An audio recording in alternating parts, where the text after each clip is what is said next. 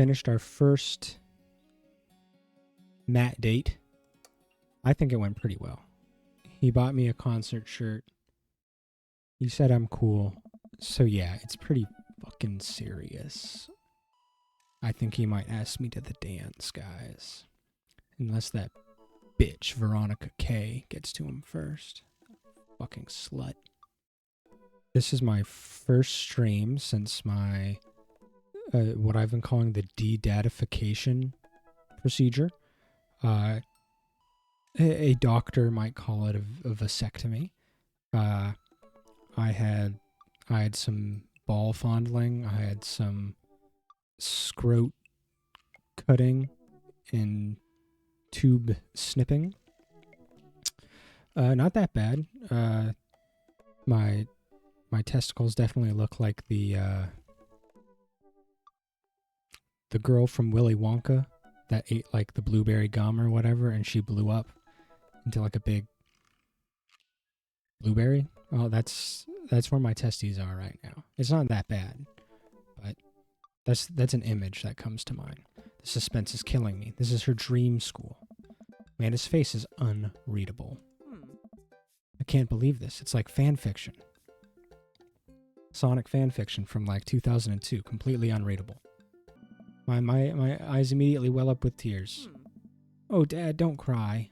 Sorry, I'm just very, very proud of you. You're all grown up now, and you're such a good person, and I hope you know how important you are to me. Dad, stop. You're going to make me cry too. That's the point, to share the suffering. Kids try to, stuff all that stuff inside. Adults do too, so we need each other to bring out the real emotions. It's too late, honey. It's happening. Dad, I can't get tears in my burrito. It's going to make it taste sad. The salt will, exponentially increase the flavor.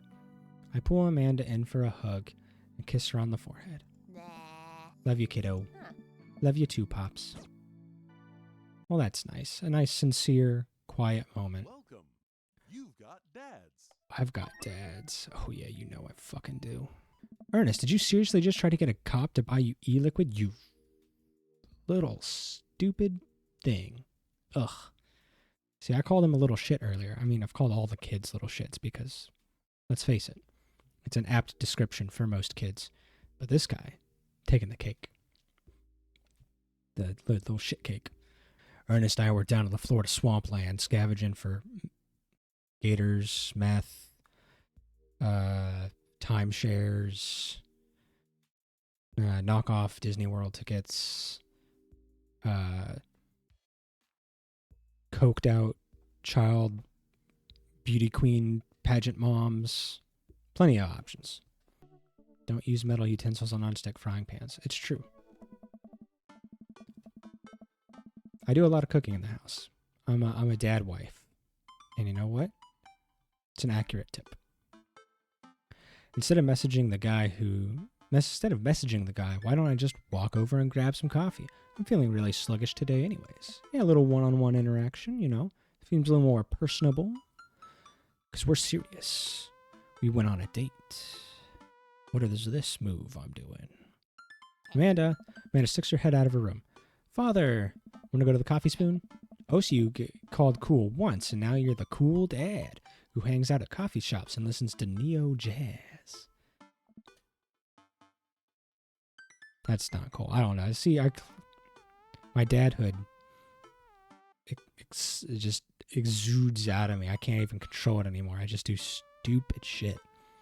Last time I hung out, he told me that he had trouble hanging out with other people, but for some reason, he and I can talk and joke like old buds. It's weird. I feel really comfortable around him. We're kindred spirits, old souls, destined to be together. My old husband doesn't matter anymore. Apparently, I've got this man. If you were a milkshake, what flavor would you be? Ooh.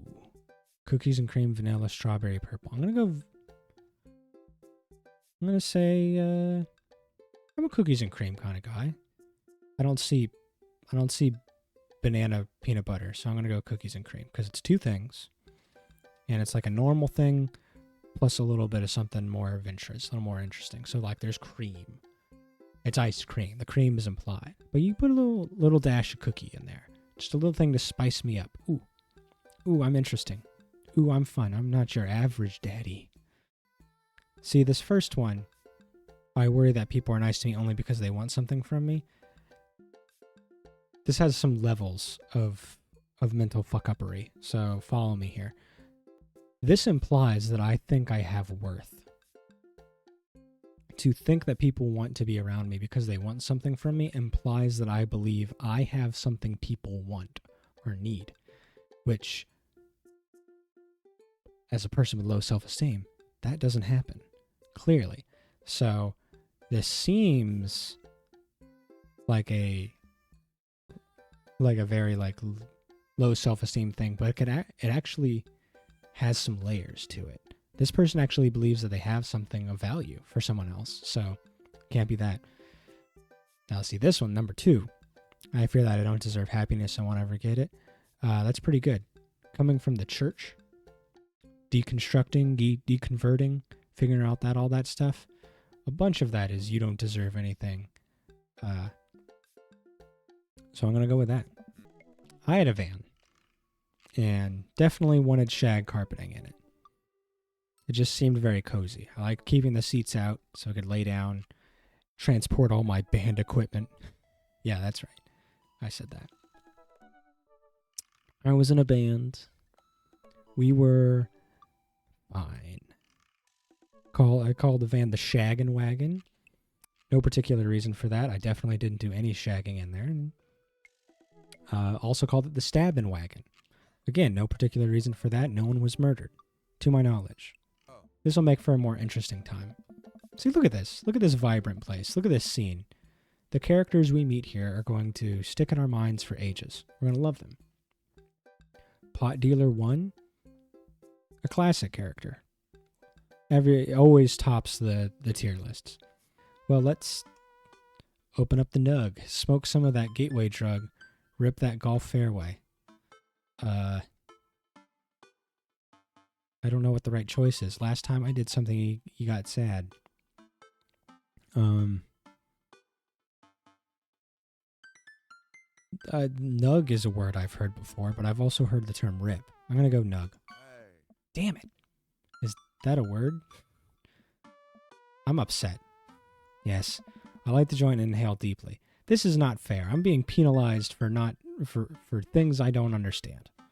I sniff the air. Yeah, that would definitely explain why it smells like a pizza place. Ah, mamma mia, that's a spicy e-cigarette. Maybe not an e-cigarette. That's a spicy cigarette. Put some red pepper on there, just like Mama Marlboro used to make. I don't think I did a good job. I'm going to be honest. I mean, I always think I did a bad job, but I think I did a bad job. Like, with evidence this time, I think I did a bad job. Got the receipts. All those little dark clouds coming out of his asshole instead of eggplants and hearts. This reminds me of when I was getting the vasectomy. They had to do like prep work, so they got to fondle you a bit. And you know, the guy prepping me was very nice. He apologized. And I was like, "It's okay, man. You're the one touching my balls." But you know, there was a lot of prep to it. And so when the doctor got in, he had to do like a little bit of massaging, I guess. And he's like, "You got to get everything into the right place." So he was in there, he's like trying to push the tubing, the vas deferens, like to a point where it would be easier to snip. And it definitely felt like trying to find spaghetti in like a thing of dough. Like a cooked spaghetti is in dough, and he's trying to like find it and then coax it to the top or near the top so we can cut in and like snip it. It's very interesting. I don't know how else to describe it. I don't even think that was that accurate, but you know, it is what it is. I end up watching True Life. I'm a house hunter. You got to be careful with those houses. Some of them fight back, so the hunting is difficult. You got to cull the numbers. There's too many. There's whole neighborhoods of them, so somebody's got to go in and keep those numbers down. Ta-da! Dad. Sorry you're sad, but I support you 100%. This is hard to do. I like writing words and icing or whatever. I tried to do it once. I tried to make my son a cake. And, you know, the cake came out a little fucked. It was a little lopsided. It wasn't perfect. It had a little bit of charm to it. That's the polite way to say it. So I wanted to put, like, happy birthday Dorian on the cake. But it wasn't working. So I ended up just putting a big old fuck it right in the middle of the cake. And my wife thought that was pretty funny, and I thought it was pretty funny. And you know what? You could read the fuck it. You couldn't read anything that was supposed to be sincere about my son and his birthday, but you know what? Got a good story out of it. So I go to the mall anyway. I get to the food court, and who do I see there but Grace, Emma P, Emma R, and Noah. Those bitches. I'm furious. I'm fuming. I'm steaming, seething, the hatred, the rage. All hanging out together and eating nachos without me. Oh, and to eat the food that you suggested behind your back without you? These aren't good people. These are not good people. We need to get them out of our lives. I don't know what the P and the R and Emma P and R stand for, but it's probably like piece of shit and right next to the piece of shit. There we go. Excellent. This is why I don't need improv classes, because I'm pretty amazing already. Oh, okay. Get a load of this. Emma R says, listen to this bitch. This whore. You know what? Let me just read it to you. Ooh, straight from the source. Oh, pour that tea directly into my mouth. Give it to me. Emma pulls out her phone and reads word for word an arduously long string of text messages. Mm-hmm. Can you believe that?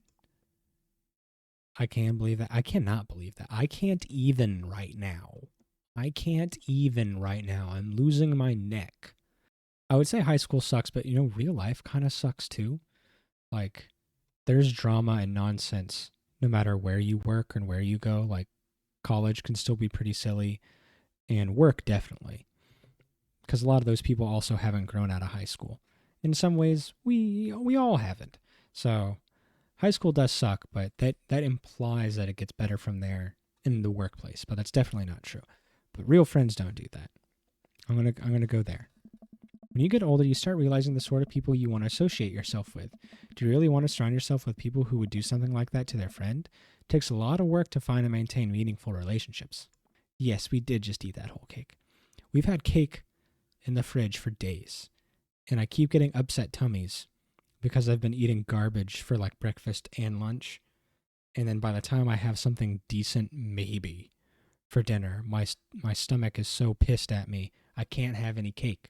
So it's just been sitting there menacingly, looking back on me, taunting me, daring me, and I can't take it. I can't take it anymore. I might have to eat it earlier for lunch. Because I can't have the cake. The cake can't best me. Ooh, look at this majestic abode. Oh, what a place to live.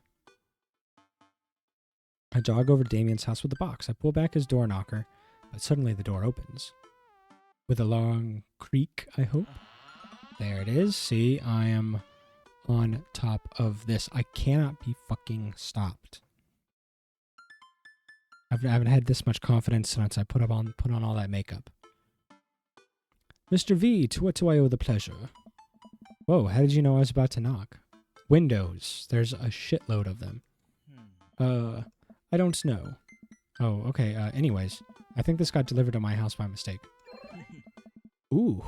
Oh, man, he's freaking hot and wet and hard from that. Ooh. So I think this is where we'll end. And also just to be considerate to my balls. So somebody's got to do it. I think it's about time I start taking my body, taking care of it, because I usually don't. I used to think I'm still young, but I'm 30 now. I'm in my 30s. Things aren't the same anymore. My body isn't as flexible. It's not as reliable, perhaps. Pliable. Otherables that I'm sure exist. Give some thoughts and prayers to my balls. Bye.